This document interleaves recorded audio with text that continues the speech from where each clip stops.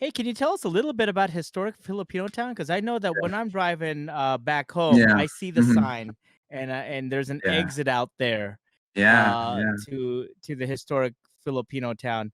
Can you Well, share a from little bit about it for folks who don't know about it? And yeah, from yeah, for sure, man. So I guess here in LA, that area of Los Angeles, historic Filipino town, was one of the first sort of like enclaves for like Filipinos to sort of to gravitate towards, like back in the 20s. Um, like I think Wow. 1923 was like the first like huge wave of Filipinos coming from the Philippines to California or to Los Angeles, and that's where they stayed. Um, uh, Were there farms around there? um, Were they no, coming in as farms, like in I Stockton? think yeah, that may have been like a stop for them because like it's funny, like there's still a lot of people, a lot of Filipinos there, but I think some have moved away. Um, but yeah, from what I know, I should probably educate on myself on this place since I work at a restaurant called Hi-Fi Kitchen and I live there now. You know, as far as I know, that's the reason why. I think back in the day it was called Little Manila because of that, because of the Mm. the Mhm. number of Filipinos who actually live there. Um, but it wasn't until 2002 that it was actually named Historic Filipino Town. So yeah, Oh, wow. Historic Filipino Town for about, I think just recently they had their anniversary. 18 years, 18 years as Historic Filipino Town. And the owner of Hi Kitchen, I think he was born and raised in historic in Hi-Fi. We call Oh, it so Hi. he's a proper local then. Yeah, exactly. And he had the opportunity to open a restaurant in the city that he was born and raised in, representing So it's Filipinos. called Hi-Fi, right? Yeah, Hi-Fi is short Historic for Historic Filipino Town. Filipino. Yeah. Oh, Hmm. wow. Okay, okay. Yeah. Yeah. And the reason why it's called, I mean, he wants to make sure, because like, I guess there was a time where they wanted to rename the neighborhood something else. Um, Mm. so he wanted to name it Hi-Fi Kitchen because if they did change the name of the neighborhood, at least like the name Hi-Fi is still there within the neighborhood. Like there's even a mural inside that says this is historic Filipino town. So no matter what happens to the neighborhood, that's still there. Yeah. But that didn't happen, did it? No, it didn't. Because I No, know no, that no, real estate agents no. always try to change names to make things Yeah, marketable. right, for sure, for sure. But that's not gonna happen. There's gonna be like a new archway that they're building. Welcome to historic Oh, Filipino. wow. Yeah. Yeah, it's funny. Like we always talk about how when you drive through historic Filipino town, it doesn't look like it. Like when you drive through K Town, like it looks like K Town Yeah. because like it's like you see Korean sign, like a Thai town, same thing. All these different sort of like enclaves. But when you drive through historic Filipino town, it's just like you can't tell. So I mean, I think more so now. Like I think people are they want to open up businesses, and we're just trying.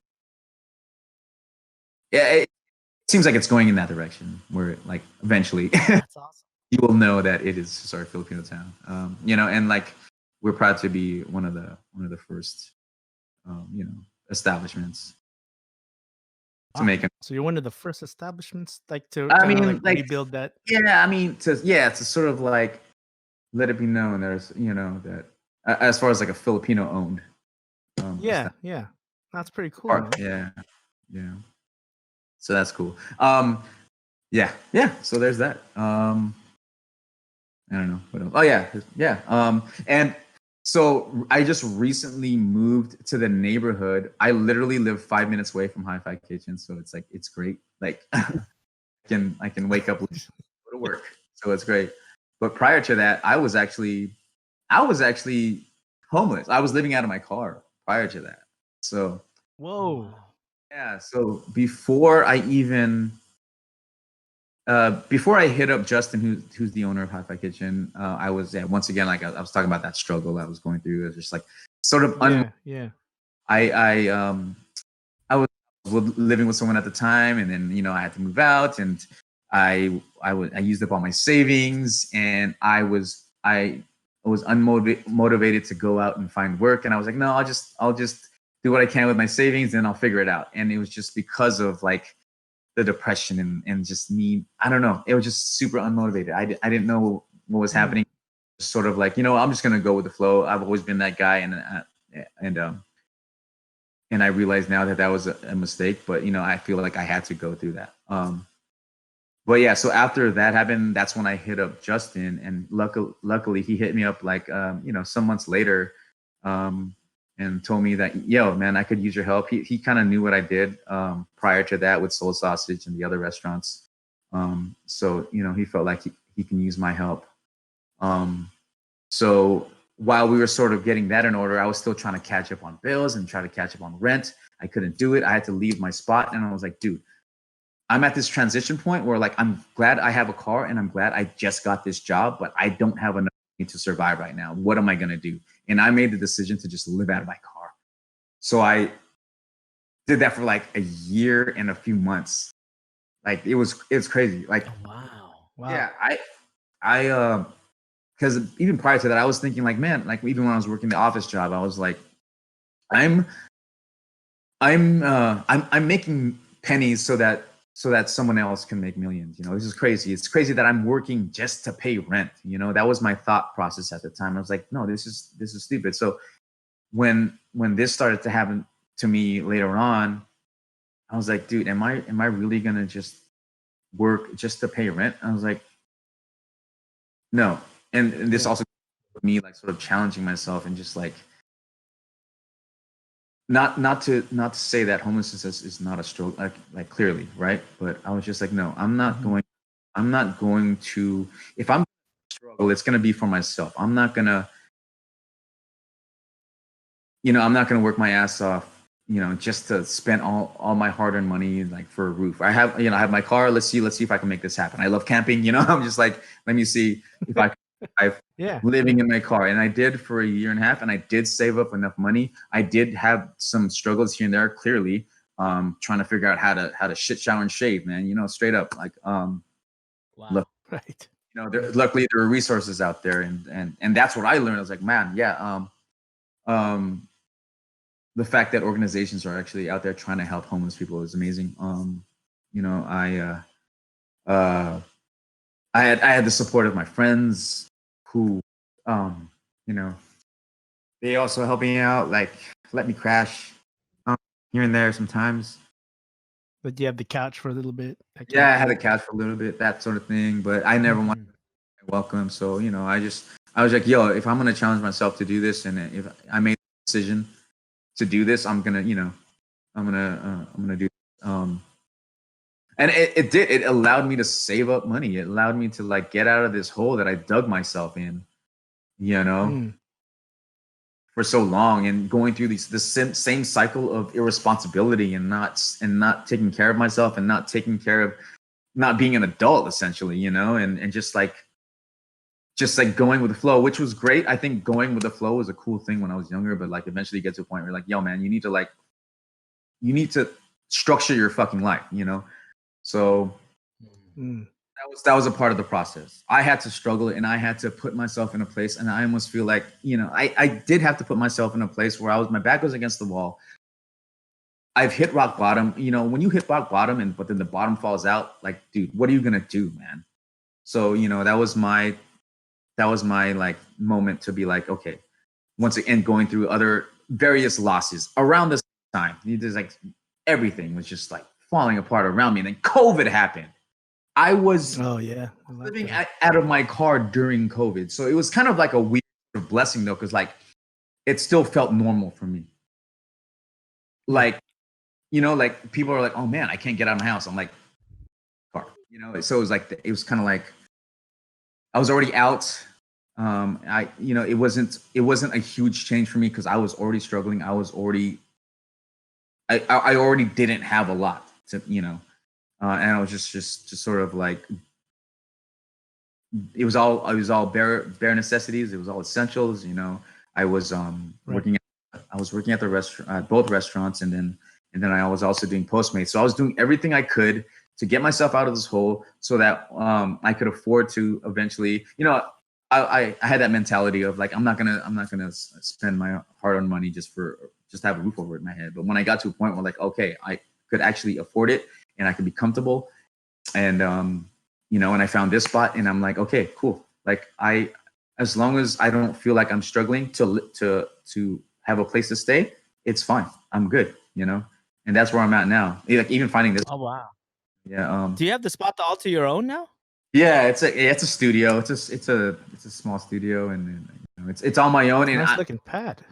thank you. I mean, It looks quite big. It's like It straight was up bachelor remodeled. pad. yeah. Essentially, there's no walls. It's just a bathroom, and then like it was like newly remodeled. So I like when I first saw this spot on Craigslist, I fell in love with it. But I saw it on Craigslist, it was a scam.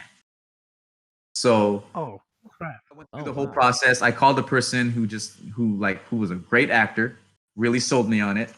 But it was just like the price was just like it was a steal, literally. And then I was just like, man, okay, I want it. And like I went through the whole process. And then towards the end of the transaction, he was like, I want you to take a picture of a money order and send it to me. I was like, wait, hold up, what? So I was like, yeah. I was like, hold up. Hell no. And then I did more Hell no. research. I did some research online. I was like, yo, the name of this property manager is not the same that I'm seeing online or whatever. So I called the other number of the actual property owner and they're like, yo, that's a scam. Like, don't do it. And like, damn, I was this close to getting it. You know, Woo. I would have been out $2,200. Yeah, I was this Oh hell no. red flags at the end. I was just like, I was literally standing inside here on the phone with the dude, and I'm just like, dude, this could be mine right now. Like, am I gonna, you know, like find out later, like that it was a scam? I was like, no, you know what? Sorry, man, not gonna do it. I think you're a scam. Bye. I was like, damn, that sucks. I really wanted the spot, so I started looking up for this, and I just didn't find anything that suited my needs. And I think I also had my heart set on this place, and I felt like there was like an energy about this place. And I was just like, dude, this could be my place. This is my haven for creativity. Like this is my space where I can create and like entertain and stuff. During this time where it's like we have to do it from our home now, right? So I was like, no. Yeah. I started budgeting, and I was like, I was becoming Budgeting's good. finally, you know, and I was just like, yo, I think I could actually afford this for the actual price that it is if I go through the, you know, the legit avenues. So I called up the actual property manager this time. I was like, if it's still available, I still want it. So yeah, and then eventually I got it. You know, I got my credit score up. You know, it's like it was cool. Oh, Nice. So it's like, yeah. Sorry, that was a long-winded, stupid story.